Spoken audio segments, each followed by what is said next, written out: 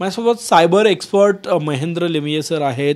Sir, जगभरातील विमानसेवेला मोठा फटका बसला, मायक्रोसॉफ्टचं सर्व्हरच क्रॅश झालेलं आहे. कसं बघता या घटनेकडे तुम्ही? एकतर सगळ्यात मोठा हा आपण आत्तापर्यंतचा अपघात म्हणू शकतो, किंवा हा मॅनमेड आहे की कोणी याच्यात घातपात आहे हे आत्तापर्यंत निश्चित होऊ शकत नाही आहे.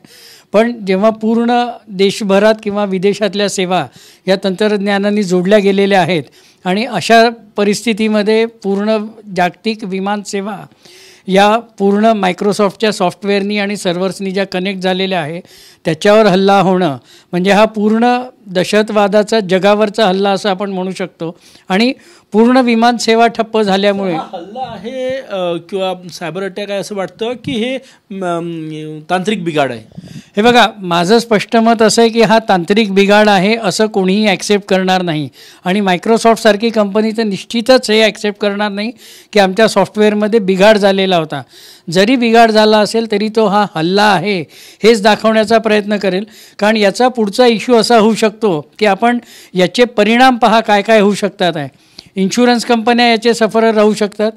विमान सेवा पुरवणारे ज्या कंपन्या आहे त्यांना मोठ्या नुकसान भरपाईला सामोरं जाऊ शकतं.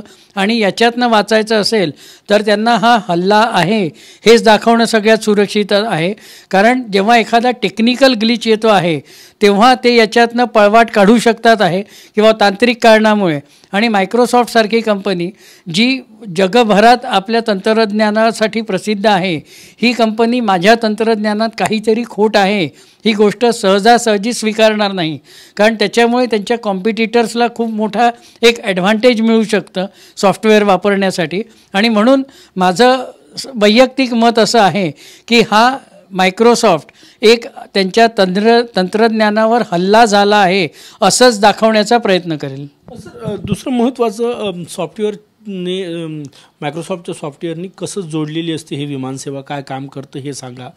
आपण याला थोडक्यात एक काम करू. आता आपण हे स्क्रीनवर दाखवू शकतो की जगभरातल्या विमानसेवा जशा नियंत्रित होतात या फिगरमध्ये आपण पाहू शकतो.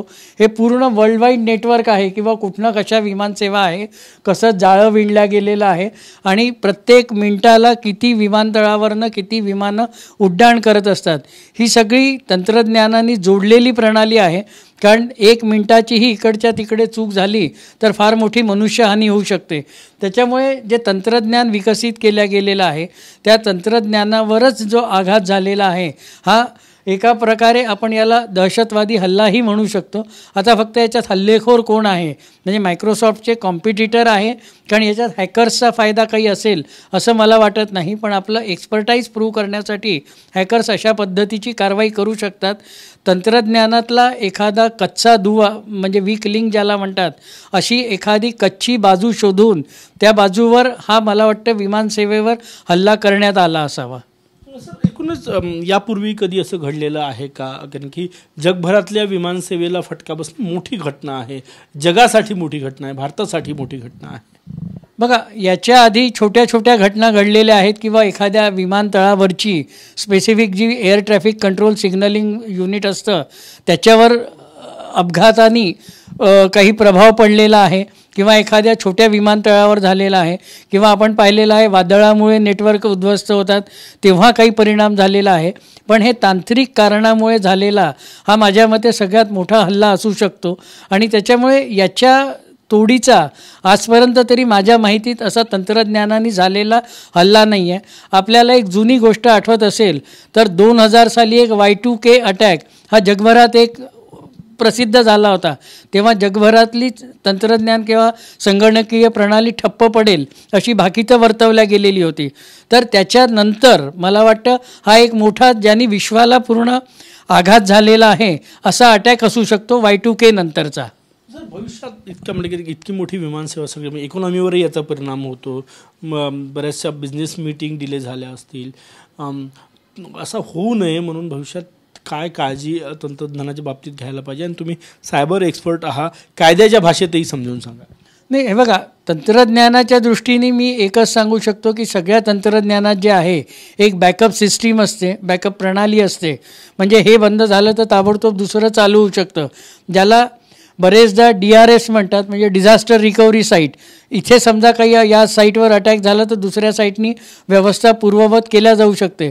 पण आता याच्यात मुख्य प्रश्न असा आहे की जेव्हा जगभरातल्या ज्या विमानसेवा आहे त्या प्रत्येक आपापल्या देशाच्या सार्वभौमत्वाखाली आहेत, त्याच्यामुळे या सिंक्रोनाइज होणं किंवा याच्यावर एकाचा नियंत्रित कंट्रोल असणं ही गोष्ट कठीण आहे.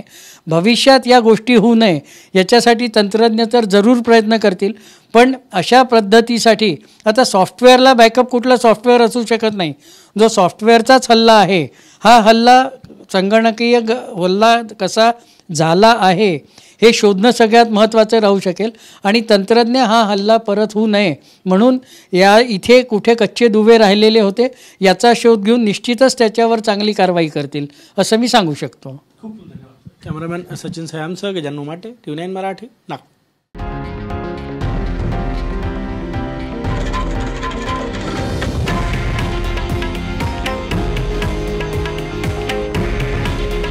हे आहे देशातील नंबर 1 न्यूज नेटवर्क आणि आपण पाहत आहात TV9 मराठी.